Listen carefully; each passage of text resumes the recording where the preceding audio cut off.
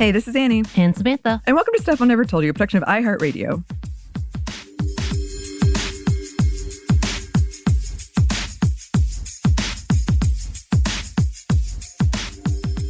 I'm in a giddy mood, you all, because we are once again in the studio in real life. And we are here with a female first celebration with Yves. Welcome, Yves, in person. Thank you. This really feels like a celebration because I don't know when the last time we did this in person was. The last celebration. 3 years ago.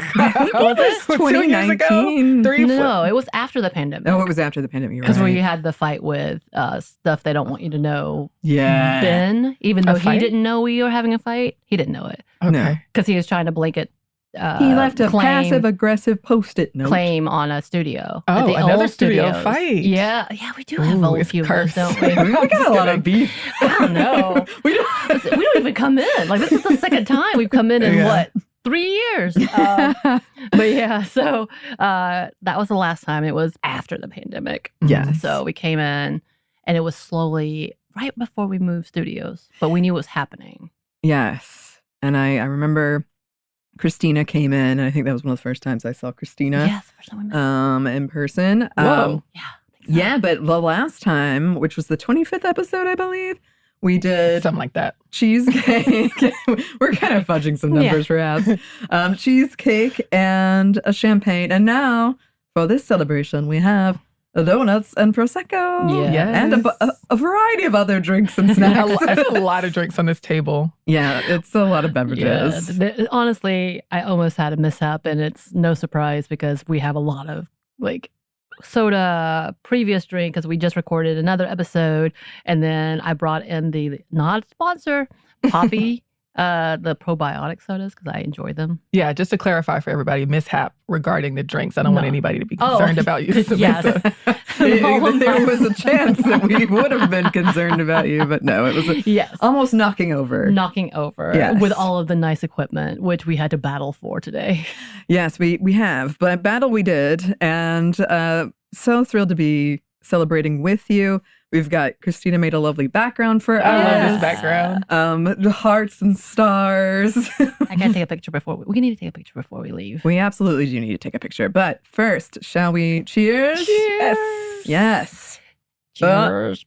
I feel like I'm holding the glass wrong, but that's fine. Well, no judgment here. Right. I mean, honestly, it's not even champagne flute, so. Oh, I guess that's true. Wow. We really dropped the ball. It is a glass. Normally we drink out of I was about to get paper cups that I saw in there, and I was like, oh, okay. I'm not refined enough to understand why it makes a difference anyway. I don't think it does. I don't know. It does, but I'm not going to go into the science of why.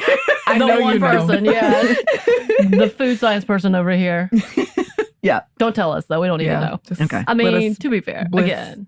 Stay in our bliss of ignorance, please. It's like a $4 bottle of Prosecco. I think we're good. Well. At a wholesale place. It's okay. But we enjoy it nonetheless. We do. Well, last time you were here, Yves, for our previous celebration, we talked about female first and kind of our thoughts around first in general. I remember going into kind of a deeper conversation about how history is recorded or not recorded. So what were you thinking? How shall we celebrate this 50th, perhaps? I think one of the things that's different from where we were before, although we were 25 in, we're in 50 now. I think it's a good thing to think about how there are still so many firsts being created today. So often on the show, we talk about people who were already passed away. So I like to keep it that way because, people's legacies change in real time when they're alive. Mm-hmm. But that doesn't mean that there aren't a lot of cool people who are still doing things that are similar to the achievements that a lot of the people in the episodes that we've talked about already. So there have been achievements that we've talked about in aviation. There have been achievements in authorship, Nobel Prizes, all sorts of things. And there are still firsts happening today. So that is one thing I think we can reflect on in thinking about having 50 people that we've talked about in so many different fields. And it's still happening. Absolutely. That is one of the things when I look back at all of these episodes, Yves, because I was just going through some of the people we've covered, and I love the wide range of things that you cover. Of like, here we've got an author, here we have a musician, here we have a muralist, like aviation, all of that stuff. And a lot of times it's true both that you're learning something new about someone who maybe their history was erased, but also on top of that, we see so many times that they inspire someone else or something else. And then there are these new things that are still happening. I feel like a lot of times when on our other segments, Feminists Around the World, we'll come across something that people are doing in the environment, for instance, and it's new. It's completely new. So I do think that's important to think about is history can feel so stagnant. First can feel like, how could we not have done this first already? But there is so much more to discover in both the history and the present, the future. Yes. Yeah. Look at me. Nice. Yeah. I think it's kind of, it can be conflicting to think about first a lot of the time because we know that there is a lot of context around them, but it's still worthy of celebration. And I think that it's so easy to get wrapped up in, I mean, there's so much advancement these days. It's moving at a super fast clip and things are happening exponentially. But I think it's worthy of taking a moment to just pause and reflect and think about how, because it's often surprising when these first happened in history. It's like, this was the first person to do this, and this was only 50 years ago or 100 years ago, which wasn't that long ago. So I think taking the time to celebrate is a very important thing, and something that's also important to think about in today's context because things do move so quickly. Yeah. And a lot of times I wonder, the people we talk about and people who are doing things now, if you know you're a first or even like potentially a first. I think there are conversations around that in our more modern world where things are moving so quickly and then we have the internet and all that stuff. But sometimes when I'm thinking somebody might have just realized a need and just did it. Yeah. And so it's interesting to me, the idea of someone even now today not realizing like maybe they're kind of like at the forefront, maybe the first or like one of the first. Because I just, so many things we talk about, I'm like, yeah, you probably didn't know. Yeah. I'm laughing because I think, I mean, there's a lot more. I can't even say more. I think, the internet and social media amplifies things a lot of the time. But it's funny when you said a lot of people are probably committing first now and don't know it. I think there's probably so much room for arrogance in it because there are people who do know it and who like to talk about it. I don't know. I don't know what I was watching. I was in some corner of the internet, probably distracting myself from writing. Jojo Siwa. Did you see that clip? Yes.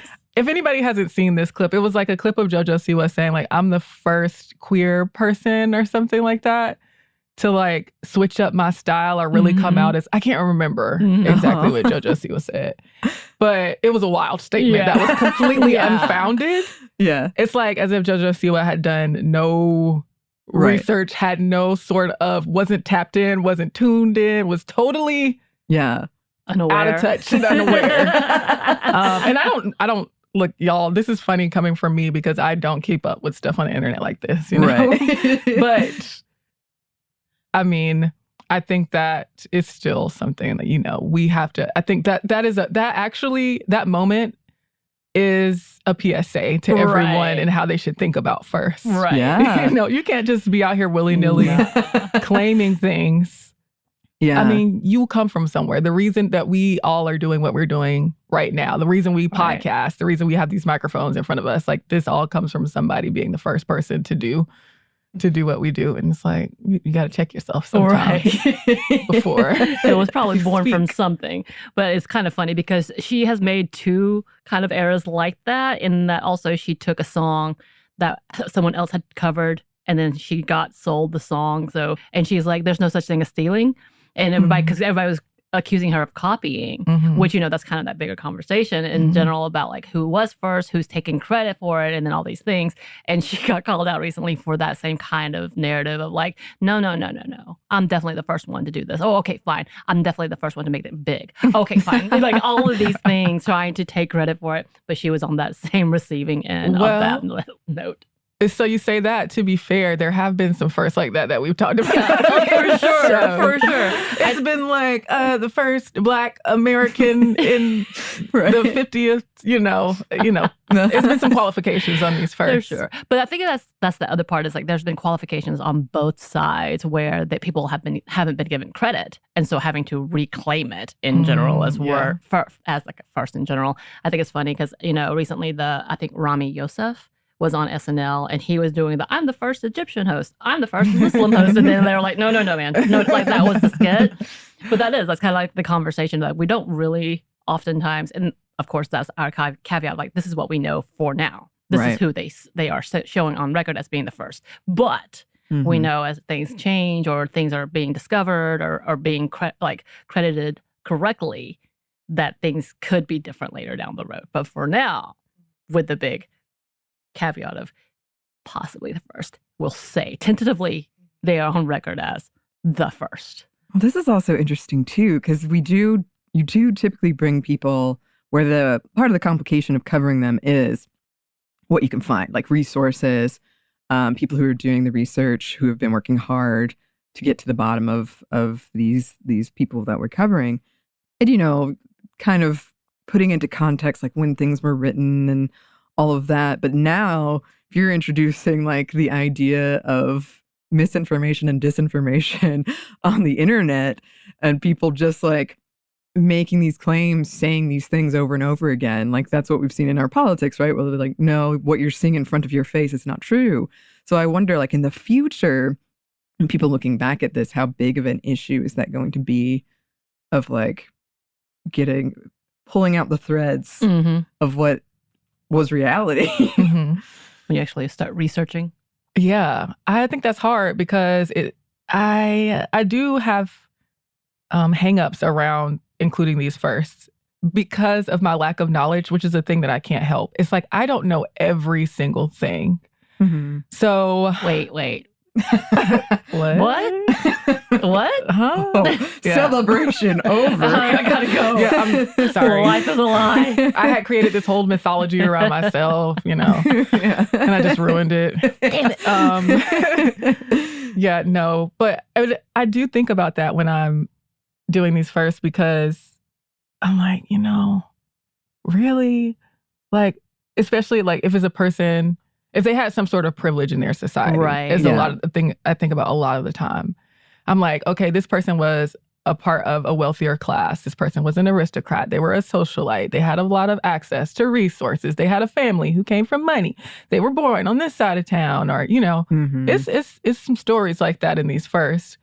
And I wrestle with covering those just because generally, what the things that I like to talk about, I like to often talk about people who are in marginalized spaces, especially in the context of first, because you can get really tricky because when you have access to resources, it's easier for you to discover things. It's easier for you to take time to discover things. It's easier for you to be able to dilly-dally and frolic and, experiment. So, so I think about that when I'm looking for first and looking in first stories. But it gets really tricky because life isn't so black and white. It's not like just because you have privilege in a certain realm of your life doesn't mean you have privileges everywhere. And we're talking about women in the first place, and in all of these societies that we've talked about, and what society I don't know is privy to that in modern/modernish times of women being oppressed. Yay. So I think that when it comes up, I still have to push past that because these people still had accomplishments and achievements, and they're still worth talking about. Right. And fortunately, because scholars have done research already, we get to understand more of the context of the societies that they were living in, so we can still talk about those things as we talk about whatever this first achievement was. Yeah.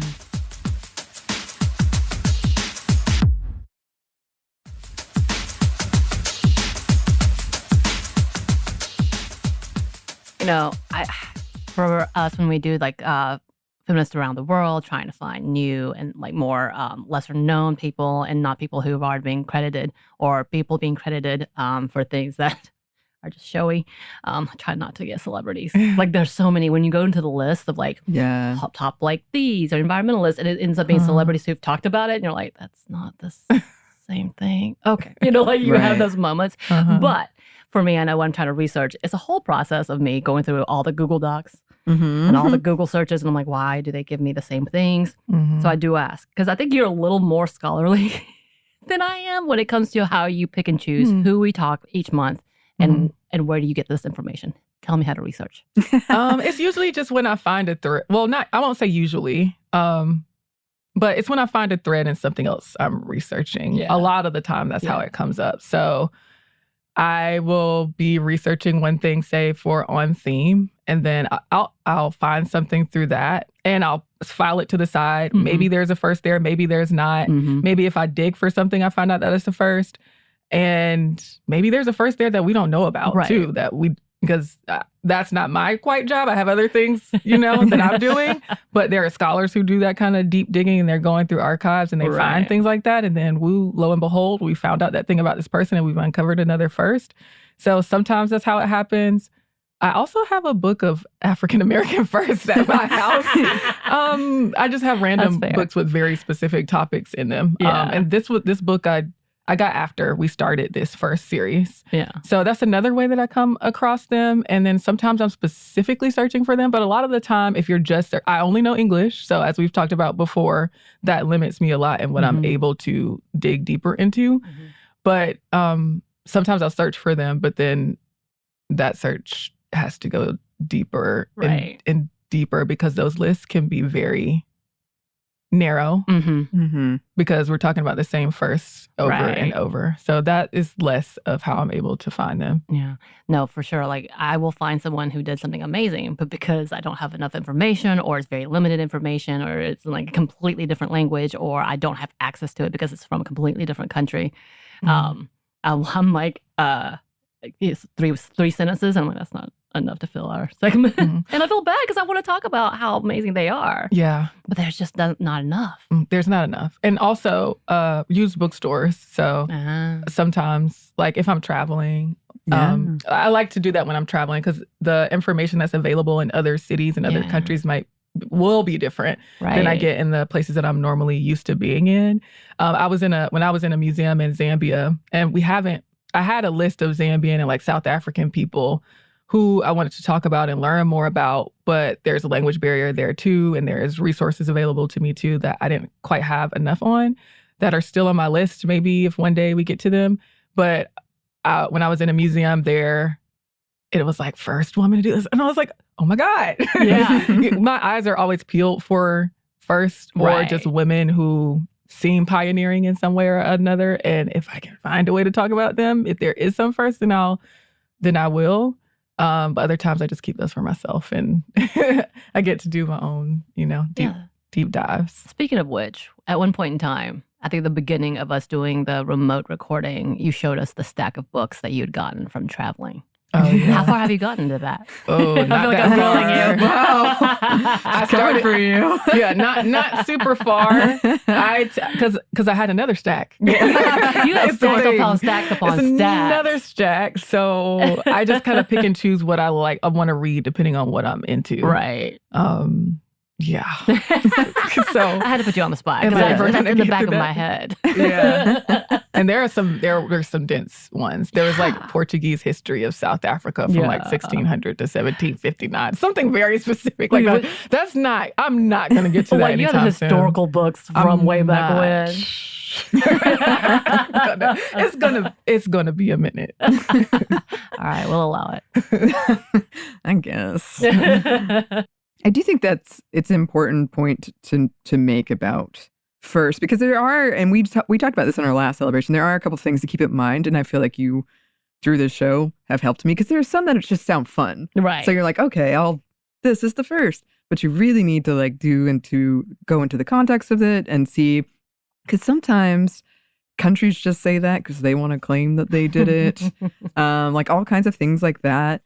But also if you never go beyond like the first, then like for instance, I have to bring it up. Cicadas. Oh, every time she's done it. I have to. You I'm like find a way. contractually obligated. About the cicadas? Yeah. Obviously. I work for the cicadas, actually. She has been ran by them. She's just like one giant. Like in Men in Black. Yeah. And This her is why you don't skin's come to the gonna office. buckle. Right. It's only, That's true. when you come to the 'cause office when you come out of hibernation. We're gonna hear that. Because the cicada bosses have a schedule. The That's right. chirping that's happening. That's right. I can't hold the form for long. But one of the things I came across was, because I was, of course, looking for an angle about this, was that for a long time, people have been saying the first person to discover these two different types of cicadas were these two dudes. Guess what? It wasn't. But because it's kind of a fun fact, you just say it and then you don't go beyond it. But actually, people have known for a while, like you do, like even the most minute, like, wait a minute. It wasn't them that did it, but the cicadas are named after them. But it's always worth keeping those questions in mind. And even that, who knows? She was just like, look at these cool cicadas. I think there might be two different ones. And she wasn't thinking about claiming authorship or ownership of that thing, too. No. I think you also have to consider that as part of it. Yeah, because going back to your point, there are a lot of firsts that I'm like, you just wanted to do this like very specific thing so that people would be like, oh yes, you were the first person to do that. Mm-hmm. Yes. The Guinness World Records, people do the most interesting things to be the world record holder. Yeah, I was watching the woman who held a plank for like 4.5 hours, 5 hours. Did you watch 4.5 hours for it? No. Okay. I was like, that is commitment. I don't know if they live streamed it. I was just watching. I was probably cleaning and watching random videos. Okay. Saw that she held it for that long. Look, you're a mystery to me, so I don't know what will hold your attention sometimes. Like, I'm discovering new things about you every time I feel like we get together. I wouldn't be above watching 4-hour live See, stream. I don't think you would be. That's the honest. I'd be very impressed. I think you'd watch just to see if it was happening. It's like, how long? Doing a whole countdown for her and encouraging her From like, far away. yes, from like whatever the streaming way. Do y'all leave comments on videos that you watch? No. Are y'all commenters? No. I was just wondering. It's not related I think to I'm anything. traumatized by all the comments that we get. Like even the good ones, I'm scared of them. So leaving a comment myself, unless it's informative, truly informative, then I'm not. Or something I'm very knowledgeable about. Yeah, I was thinking about this recently. I'm kind of a paranoid internet person, even though I know it doesn't matter and they're spying on me or whatever. But I'm very like trying to leave behind as little footprints as possible. That's not So mine. as part of that is I don't comment. I will say, I mean, get out your bingo card. Also with fan fiction, that's the time I really feel like I want to comment, but I don't. But I do feel the urge because I'm like, I love this. Also, you're leaving a giant footprint with your fan fiction. I know. Okay. Yeah. But that's under a pseudonym. Yes. Yeah. But again, easy to find. I was going to say. I haven't tried yet. Give me a minute. No, don't Do please. you leave comments? I do not. No. You just But I read the feel- comments. Yeah. In a way, I feel bad about it, though, because I'm like, I'm not engaging. Especially if it's like the creator that I like. Right. Yeah. But you're not going to get it from me, so you're going to have to get it from somebody else. No validation from me. Sorry. I watched it. I don't know. It's probably because we do so many and you have so much on your plate. But do you have not an idea or a plan, but like thoughts of what you want to do for future episodes with us? I do. I have a whole bunch of episodes in the can Ooh. that like ideas for topics, I'll say, not episodes, in the can that I would like to do. A lot. Okay. I would say in general, as I said earlier, I love the synchronized drinking happening. You got to plan your moments. Gotta sneak it in. Yeah. All of them are ones I have that I'd like to do more research on before bringing them to the table. I will say that we were talking earlier about how sometimes I find these ideas from when I'm doing episodes for other things. So I've been on theme, obviously on theme, we talk about Black storytelling. So I've been focused on a lot of Black people in history lately. But I would like to really broaden that to start talking about people from more places. I think we need more people from the African continent. I think we need more people from the Asian continent. I feel like we've had some people from Central and South America. But I would still, of course, love to keep touching on that. And then Indigenous history. I think Indigenous American history. We've talked about Aboriginal history with Uguru Nunukul before, but I think that I would love to touch on more Indigenous American history because that's super important. And then I think that there is one thing that has come up for me that I think there is a difference between certain firsts that we focus on in the show. Like sometimes it's like the first time someone has accomplished something or done something. Sometimes it's the first time that they ended up being the first person to do that and they weren't really trying to go for an accomplishment. It wasn't like a milestone per se. So some of them that I have on here are some like that. So there are a lot of them that I'm interested in doing, but I don't know if they will actually work out. So I'll tell you some of what these firsts are. I will say that I'm interested in talking about the first Black American nun to serve in Georgia. Also, the first inductee into the International Circus Hall of Fame, because we haven't talked about the circus yet, but I like things like that. So I'm interested in that one. And then there are quite a few that I have been, I don't know.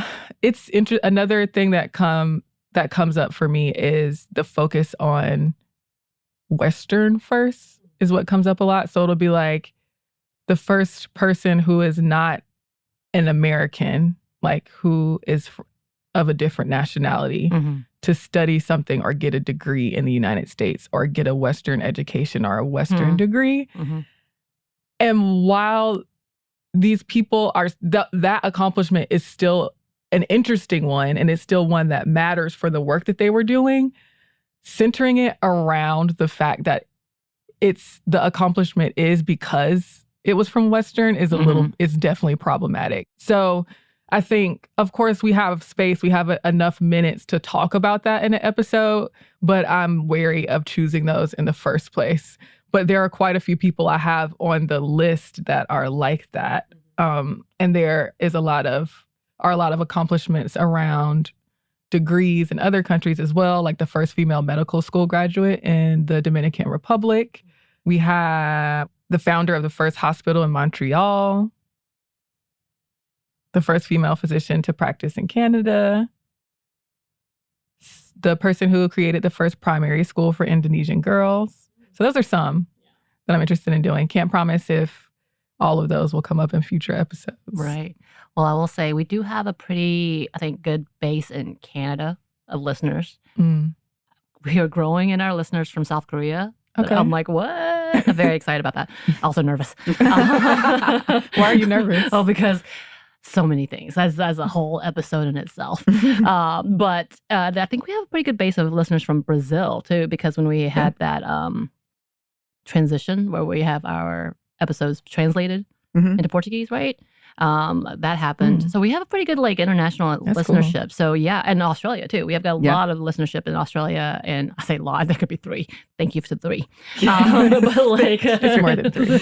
I'm sure. I think a few from New Zealand, but I think we get more from Australia, like emails and such. So I know that would be amazing. I know when people get excited. I think we talked about a Canadian activist before, and we've gotten some responses. So I know people would love to hear all that. I'm always fascinated, when it comes to my Asian peoples. And yes, I say Asian because way back when they were all in one large territory fighting each other. We know this. So finding that history out is always fascinating to me. I feel like, yeah, there it is. Sometimes it's not pretty. And I'm like, no, just kidding. Let's not talk about that. But like it is. It feels like that representation, even though it's so far removed in some way for me, especially. So like when we talk about these different types of first, I think it is important that we do talk about the fact that when it's so focused in being like Western is the upheld standard, which as I've been watching more and more K-drama and a few of them being the bingo card is getting. Yeah, we're making sure we have this. The medical episodes, but like I was kind of surprised, and I didn't really think about it because we do watch most things in the U.S. based in the U.S. How many English terms are used for their medical profession, even in like South Korea, and so you'll hear procedures that are said in English. Oh, okay. And I'm like, oh, okay, because it hasn't been, it was practiced over here first, or made famous or claimed by people of English origin. So it is interesting to hear that, like, okay, to have that flip into seeing why they think it is more important, or because of how it was upheld to be that way, because that has been the standard for some practices, like the medical field. But I find that stuff interesting because you do wonder why it is. Not wonder, we kind of know. Obviously, we all like colonization, blah. Yeah. But like that's the end all of the conversations. But like why it is seen as the bigger prize or the bigger accomplishments. Yeah, yeah. And on that note, it's when there are firsts for other people in other countries, it's often what we have a record of is often from people who are still alive, right? Because it's because of what is recorded, because of what I have access to, and because of the resources people have had in some countries that may be still developing. So I think that makes it difficult too, but then that doesn't mean that I shouldn't cover those things. Right. It just means that I have to do more work to be able to find those things out. Not like it's a burden, it's just that I need to do my work. Like I have a job to do. And if I'm invested in making sure that I highlight people from all places, no matter what we consider development, obviously the word developed is also a loaded word. I'm just using it for lack of a better term right now. Just because people don't have freaking, what's something we have? Smart lights with colors that you can like yell at and they turn on doesn't mean that a place isn't They hardly developed. work most of the time anyway. You have to connect to everything. It has to have a special And plug. then And then you like, have to have an app. There's different controls. Yves. I'm sorry. It has to be a smart home. What have I begun? And then it has to do these things. To be fair, like Japan and South Korea have it together in that note. I'm sure China does too, but I've seen more like products in like the smart homes.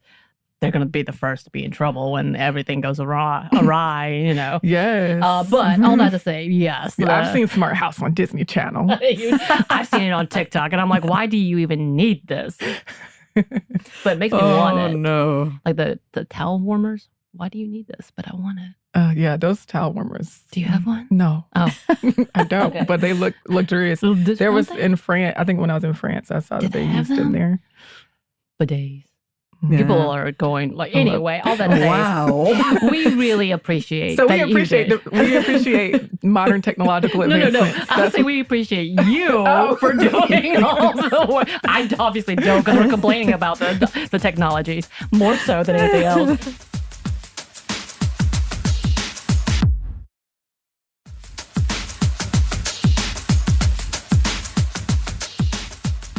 No, we appreciate that you bring all these people to us, because I think half the time I always talk about the fact that this should be a movie. This needs to be at least a Lifetime movie. Somebody, not Tubi. Oh. Tubi's not good. I don't think Tubi. They don't do well. Oh my Tubi gosh. has the good, bad horror movies on there, though. Yeah, but the really badly acted Oh, horror perfect. movies. Yes, Lifetime is that. kind of like it's like one step up, I think. Yeah. But no, because like I didn't know about these things, and some of the big firsts and some of the big, at least like the impact that they had. It may not have been the first, but they were the first for a group of people who did not have the opportunity, and so it opened up to you can do this, so can I. Type of conversations, which is kind of the conversations we've had. Is like it's not necessarily the fact that they may have been the very first. Most of the time it probably is. And they just weren't credited, and we're not finding that out, or there's a debate about it and has to be a debate. But half the time it's more of like there is representation to show that it is possible that this did happen. And we have to credit that as a foundation or a building block to showing that there needs to be more opportunity, what could happen, what if more opportunity was given, and not just for those who have connections, which is the absurd part. Yeah. It's so much wouldn't have happened in the first that we talked about if those connections weren't there. Right. Like sometimes it was like, well, I had this teacher who was willing to write a recommendation for me, and no women were getting into these schools back then, but I did because I had this male teacher who could do it for me. And so even if those connections weren't rooted in like some sort of overt societal privilege, it was just like proximal privilege. Right. Then it was still, privilege. Right. And yeah, that's a conversation like people don't want to have, is like privilege does not just mean one thing, and people get really upset by that word. Like, I absolutely had the privilege. I would not have this job had it not been for my friends. Like, Caroline really helped me to get into this world. Anney trusted me enough not to make a fool of us to be a part of this world, which has been a whole, like, I would have never been a part of this. This would never, podcasting was not a thing to me. I was like, what are you doing? You talk about things. What? I don't understand. Of course, we know it's much bigger than that in the conversation, and it's a lot of work. And y'all put in a lot of work to make a show successful. The people who were before us, the hosts that were before us, the producers that were before us, they did a lot of work. But I also understand, had I not had these connections, had the privilege of knowing these people, my ass would not be sitting here drinking champagne. Prosecco with you. Prosecco. We gotta get it right. Prosecco with you. Yeah, people see privilege as a dirty word, but it's oftentimes just a reality of our lives. So, hey, it is. And speaking of, all these people that we talked about, just because I don't know if people are jumping in on this episode and they've never heard another episode of Female First before, just know that this segment of Female First that we've been doing for many years, each time we focus on one. In the early days, we had a couple of double episodes. But on one person in history who had some sort of first, they were pioneering in some way. But some of those people, I'll give you some examples, were Harriet E. Wilson, who was the first Black American to publish a novel. We also talked about Gabriela Mistral. She was the first Latin American author to get a Nobel Prize in Literature. We talked about Bun Zhao, who was considered the first female Chinese historian. We talked about Aurora Reyes, who you mentioned earlier, who was the first female muralist in Mexico. And we also talked about Wangari Maathai Maathai, who was the first African woman to win the Nobel Peace Prize. So those are just a few of the episodes that we've done before on the show. And there are many others that you can listen to. Yes. And we especially, so find those. I especially love the ones with the diaries. Like when you get to see like their perspective and you bring those out, I'm like, yes. Okay. So because y'all know every time we come with diaries and quotes and letters that I always talk about how much I like them, like I just couldn't help myself and did an episode on Black women's diaries on Theme, which is the other podcast that I do that's about Black storytelling. And I think that's I'm glad you brought that up, Samantha, because it is very integral in these firsts, because as we know, history is often written by oppressors a lot of the time. That colors the perspective that we get to read when we're reading people's biographies and essays and articles that have been written on them. So that's why we like to read scholars' work, because they often do more in-depth research. They're digging through the archives themselves, but of course, they still have their own perspectives. But when we get to read somebody's own first-person narrative, when we get to see things from their own view, it gives us a different perspective because we get to understand how they thought and how they felt about what their accomplishments were. We oftentimes see them working in real times. We can see the dated, these entries that are dated, even though sometimes the dates are wrong. Sometimes the dates are wrong. Sometimes they get them wrong. And I think about that when I'm writing in my journal. I'm like, you get it. Things are all over the place in my journals. But anyway, we get to see it from their perspectives, and that offers just a more rich view of that person's life and of their accomplishments. So we don't just have to think about it as this is a first in history and they did this first and they achieved this and they were a pioneer in their fields. We see a lot more of the nuance and the soft spaces between the lines of these hard biographies that we get to read. We get to understand how they had struggles and what their firsts were. Because if we're reading these first, it can be like hagiography. Like we're like, oh, they were amazing in doing this thing and they didn't have any struggles, or like, you know, they were impervious to bad things, all bad things. But that wasn't the case. And you can see people work through those things in their journal entries and lie and sometimes tell the truth and all of those things that an unreliable narrator does. I do love that because it paints like, that has come up a lot too, is sometimes someone will paint a story of themselves, like almost a myth of themselves. But the diary is great because in theory, no one's going to read it. So Right. in theory. So it is really fascinating to get that behind the scenes look. And I have to say, Yves, I love going back to Samantha's point. I feel like you tell such a great story. So it is like not just your dry, this is what this person did. It's like, this is what they did, but this was their whole like life. Like they were so much more than this one thing that people are just saying over and over again, perhaps on the internet. So you do a great job and we love having you. Here's to 50 more episodes. Is there anything else you wanted to touch on before we close out, Yves? No, I think that's it. Here's to the 50 more. Cheers to 50 more. Who knows what we'll get next time? I'm excited. Well, the preview, I'm very excited. Oh, yeah. Yeah. Yeah. Oh, gosh.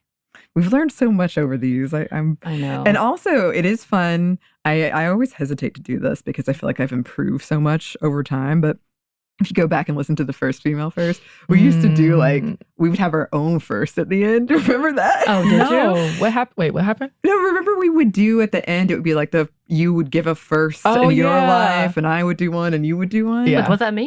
Yeah, you I were remember there. that. Because you were doing like episodes before me, right? I'm pretty sure you were there because we I were think you were talking there. about the Was I? karaoke. No, it wasn't karaoke, it was talent shows and like anyway. God, how do you do that? I can't listen to my past self. Right. Leave her back I there. can't listen to the present self half the time, and we have to. Yeah, that too. No, seriously. Literally an everyday struggle, y'all. It is. The 1.75 speed. I can listen to myself that way. Kind of like a chipmunk.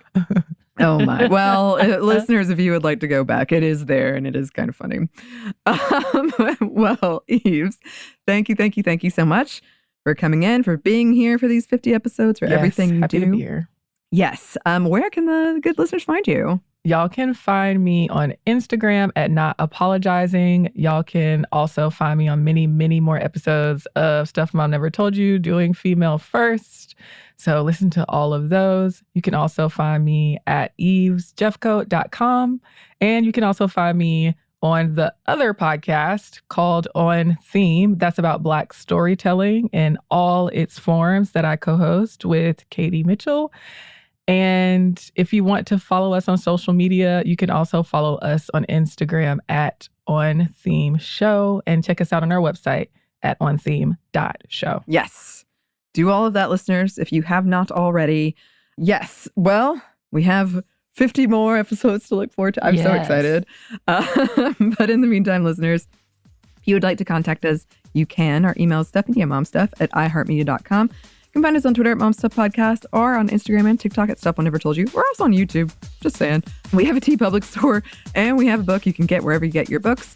Thanks as always to our super producer Christina, our executive producer Maya, and our contributor Joey. Thank you. And thanks to you for listening. Stuff I Never Told You is a production by iHeartRadio. For more podcasts from iHeartRadio, you can check out the iHeartRadio app, Apple Podcasts, or wherever you listen to your favorite shows.